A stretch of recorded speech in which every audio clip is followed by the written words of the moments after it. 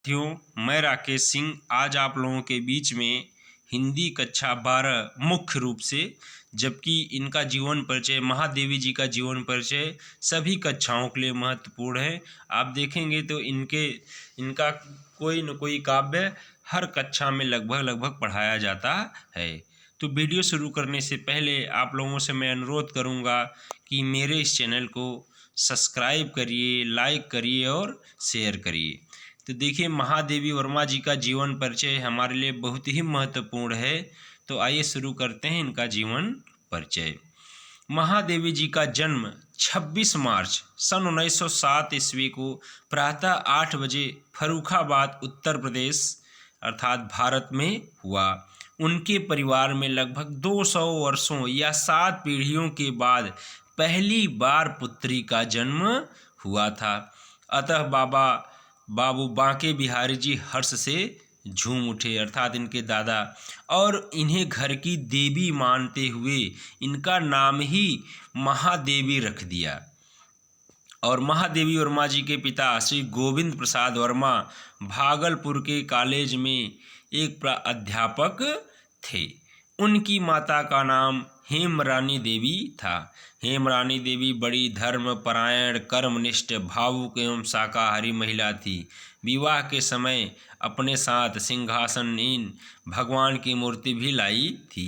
वे प्रतिदिन कई घंटे पूजा पाठ तथा रामायण, गीता एवं विनय पत्रिका का अध्ययन करती थीं और संगीत में भी उनकी अत्यधिक रुचि थी। इसके बिल्कुल विपरीत उनके पिता गोविंद प्रसाद वर्मा सुंदर, विद्वान, संगीत प्रेमी, नास्तिक, शिकार करने एवं घूमने के शौकीन, मांसाहारी तथा हंसमुख व्यक्ति थे। महादेवी वर्मा के मानस बंधु अर्थात जिनको उन्होंने अपने मन से माना था, बंधुओं में सुमित्रानंदन पंत एवं निराला का नाम लिया जा सकता है, जो उनसे जीवन पर्यंत राखी बंधवाते रहे। निराला जी से उनकी अत्यधिक निकटता थी। उनकी पुष्ट कलाइयों में महादेवी जी लगभग 40 वर्षों तक राखी बांधती रही। आइए देखते हैं महादेवी वर्मा जी की शिक्षा। तो महादेवी जी की शिक्षा इंदौर में मिशन स्कूल से प्रारंभ हुई। साथ ही संस्कृत, अंग्रेजी, संगीत तथा चित्रकला की शिक्षा अध्यापकों द्वारा घर पर ही दी जाती रही। बीच में विवाह जैसी बाधा पड़ जाने के कारण कुछ दिन शिक्षा स्थगित रही।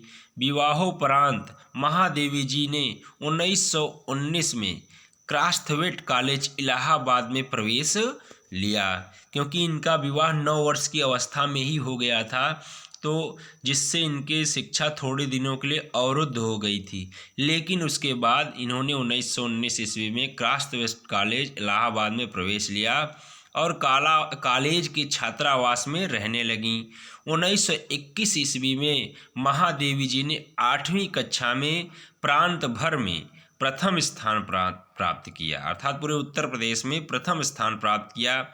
यहीं पर उन्होंने अपने काव्य जीवन की शुरुआत की। वे 7 वर्ष की अवस्था से ही कविता लिखने लगी थी और 1925 ईस्वी तक जब उन्होंने मैट्रिक अर्थात कक्षा 10 की परीक्षा उत्तीर्ण की, तो वे एक सफल कवयित्री के रूप में प्रसिद्ध हो चुकी थी। विभिन्न पत्र पत्रिकाओं में आपकी कविताओं का प्रकाशन होने लगा। कॉलेज में सुभद्रा कुमारी चौहान के साथ उनकी घनिष्ठ मित्रता हो गई। सुभद्रा कुमारी चौहान महादेवी जी का हाथ पकड़कर सखियों के बीच में ले जाती और कहती, सुनो ये कविता भी लिखती हैं। 1932 में जब उन्होंने इलाहाबाद विश्वविद्यालय से संस्कृत में यमय पास किया, तब उनके 2 कविता संग्रह निहार तथा रश्मि प्रकाशित हो चुके थे। देखिए, प्रमुख कृतियाँ इनका देखते हैं हम लोग कि मुख्य लेख है महादेवी वर्मा जी की रचनाएं। महादेवी जी कवित्री होने के साथ साथ विशिष्ट गद्यकार भी थी, अर्थात वे गद्य और पद्य दोनों लिखती थी। तो पहले हम इनकी कविता संग्रह देखेंगे कि सबसे पहले इनका निहार 1930 ईस्वी में, निहार इनकी पहली कविता है 1930 ईस्वी में। रश्मि 1932 ईस्वी में। नीरजा 1934 ईस्वी में, सांद गीत 1936 ईस्वी में। देखिए ईस्वी में इसलिए बता रहा हूँ कि परीक्षाओं में ईस्वी भी आता है, प्रतियोगी परीक्षाओं में, इसलिए मैं बता रहा हूँ। दीपशिखा 1942 ईस्वी में। सप्तपर्णा अनुदित है, अर्थात इसको इन्होंने अनुवाद किया है, सप्तपर्णा का इन्होंने अनुवाद किया है 1951 में। और प्रथम आयाम 1974 में। अग्निरेखा 1990 में। देखिए श्रीमती महादेवी वर्मा के अन्य अनेक काव्य संकलन भी प्रकाशित हैं, जिनमें उपर्युक्त रचनाओं में से चुने हुए गीत संकलित किए गए हैं, जैसे आत्मिक, परिक्रमा, संधनी, यामा, गीत पर, दीप गीत, स्मारिका, नीलांबरा और आधुनिक कवि महादेवी आदि।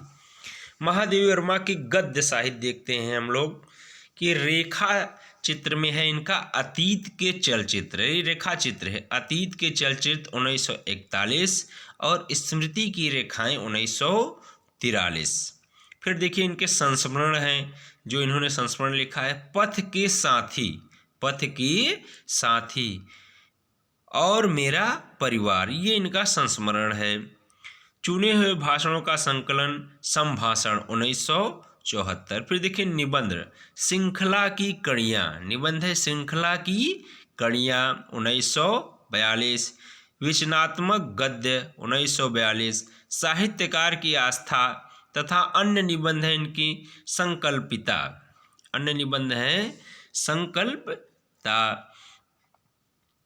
1961। ललित निबंध है छड़दा 1956। कहानियों में है इनका मुख्य गिल्लू, कक्षा 9 में भी पढ़ाया जाता है गिल्लू। तो संस्मरण, रेखाचित्र और निबंधों का संग्रह है हिमालय 1963। अन्य निबंध में संकल्पिता तथा विविध संकलों में स्मारिका, स्मृति चित्र, संभाषण, संचयन, दृष्टिबोध उल्लेखनीय है।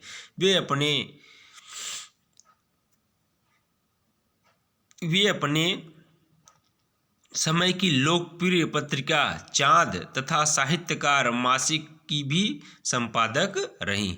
हिंदी के प्रचार प्रसार के लिए उन्होंने प्रयाग में साहित्यकार संसद और रंगवाणी नाट्य संस्था की भी स्थापना की। महादेवी वर्मा का बाल साहित्य, महादेवी वर्मा का बाल कविताओं की 2 संकलन छपे हैं। ठाकुर जी भोले हैं, ठाकुर जी भोले हैं, आज खरीदेंगे हम ज्वाला। समालोचना, देखिए मुख्य लेख, महादेवी जी की काव्यगत विशेषताएं। आधुनिक गीत काव्य में महादेवी जी का स्थान सर्वोपरि है। उनकी कविता में प्रेम की पीर और भावों की तीव्रता वर्तमान होने के कारण भाव, भाषा और संगीत जैसी त्रिवेणी उनके गीतों में प्रवाहित होती है, वैसी अन्यत्र दुर्लभ है। महादेवी के गीतों की वेदना, प्रणयानुभूति, करुणा और रहस्यवाद काव्यानुरागियों को आकर्षित करते हैं, पर इन रचनाओं की विरोधी आलोचनाएं सामान्य पाठक दिग्भ्रमित करती हैं।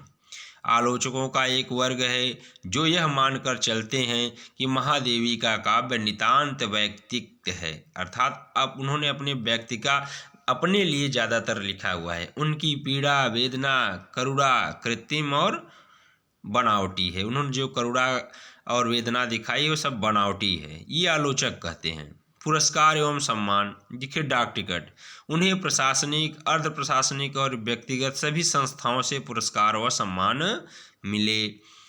1943 में उन्हें मंगला प्रसाद पारितोषिक एवं भारत भारती पुरस्कार से सम्मानित किया गया। स्वाधीनता प्राप्ति के बाद 1952 में वे उत्तर प्रदेश विधान परिषद की सदस्या मनोनीत की गईं। 1956 में भारत सरकार ने उन्हें साहित्य सेवा के लिए पद्म भूषण की उपाधि दी। 1971 में साहित्य अकादमी की सदस्यता ग्रहण करने वाली वो पहली महिला थीं। 1988 में उन्हें मरणोपरांत भारत सरकार की पद्म विभूषण उपाधि से सम्मानित किया गया। सन 1969 में विक्रम विश्वविद्यालय, 1977 में कुमाऊं विश्वविद्यालय, नैनीताल 1980 में दिल्ली विश्वविद्यालय तथा 1984 में बनारस हिंदू विश्वविद्यालय वाराणसी ने उन्हें डी.लिट की उपाधि से सम्मानित किया। इससे पूर्व महादेवी वर्मा को नीरजा के लिए 1934 में सक्सेरिया पुरस्कार 1942 में स्मृति की रेखाएं के लिए द्विवेदी पदक प्राप्त हुए।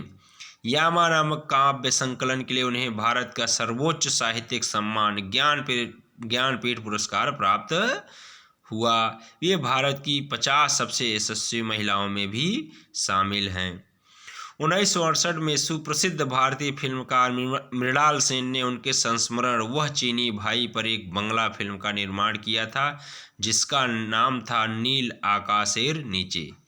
16 सितंबर 1991 को भारत सरकार के डाक तार विभाग ने जयशंकर प्रसाद के साथ उनके सम्मान में 2 रुपये का एक युगल टिकट भी जारी किया था। तो देखते हैं हम लोग कि महादेवी वर्मा जी ने कितनी ख्याति प्राप्त की थी अपने जीवन में। धन्यवाद।